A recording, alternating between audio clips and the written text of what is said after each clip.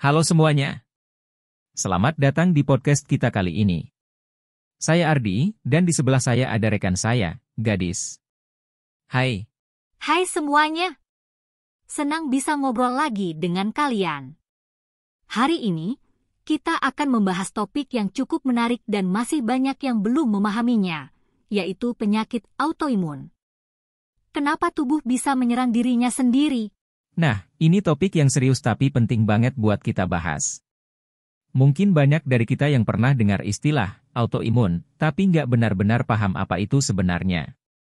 Jadi, sederhananya, penyakit autoimun itu terjadi ketika sistem imun kita, yang seharusnya melindungi tubuh dari bakteri dan virus, malah keliru mengenali sel-sel tubuh sendiri sebagai musuh. Akibatnya, sistem imun mulai menyerang organ dan jaringan sehat. Betul banget. Ini bisa menyerang berbagai bagian tubuh, tergantung dari jenis penyakit autoimunnya. Misalnya, lupus bisa memengaruhi kulit, sendi, bahkan organ dalam. Ada juga rheumatoid arthritis yang menyerang sendi, dan diabetes tipe 1 yang menyerang sel penghasil insulin di pankreas. Iya, dan penyakit ini bisa sangat bervariasi gejalanya.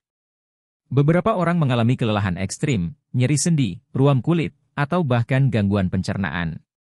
Yang bikin rumit, gejalanya seringkali mirip dengan penyakit lain, sehingga sulit didiagnosis.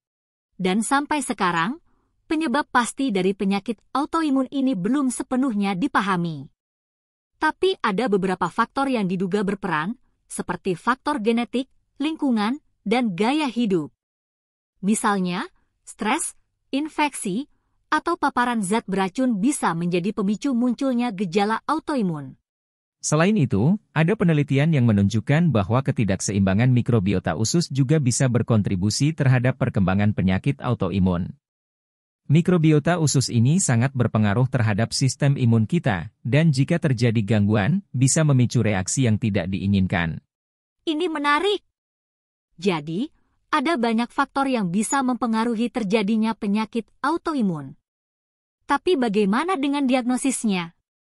Karena tadi kita sudah sebutkan bahwa gejalanya seringkali mirip dengan penyakit lain. Nah, diagnosis penyakit autoimun memang bisa cukup menantang. Biasanya dokter akan melakukan serangkaian tes darah untuk melihat adanya peradangan, antibodi autoimun, atau tanda-tanda lain yang menunjukkan adanya gangguan pada sistem imun. Selain itu, pemeriksaan tambahan seperti MRI atau biopsi juga bisa dilakukan tergantung dari jenis penyakit yang dicurigai.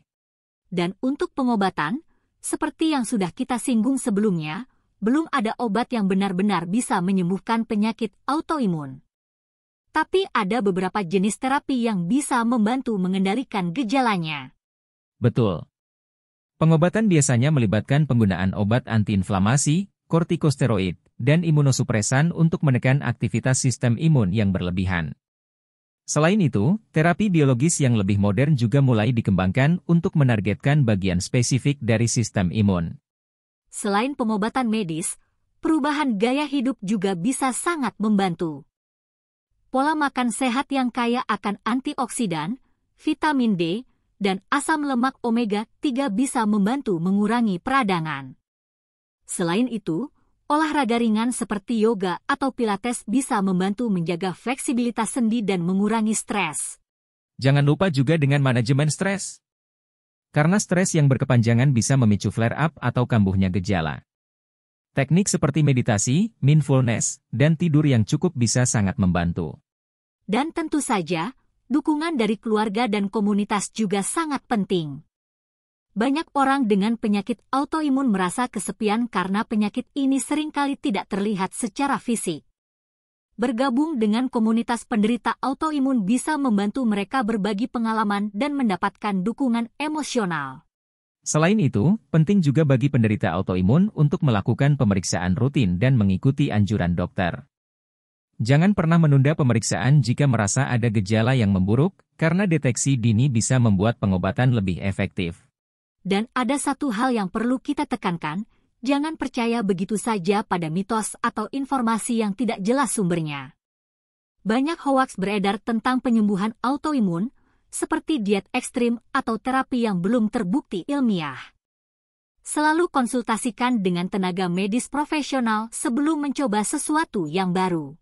Itu poin yang sangat penting. Karena informasi yang salah justru bisa memperburuk kondisi.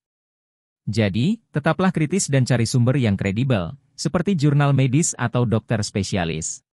Oke, kayaknya kita udah bahas banyak hal penting tentang autoimun hari ini. Semoga informasi ini bermanfaat buat kalian semua. Jangan lupa like, comment, share, dan subscribe podcast kita dan tunggu episode-episode menarik berikutnya.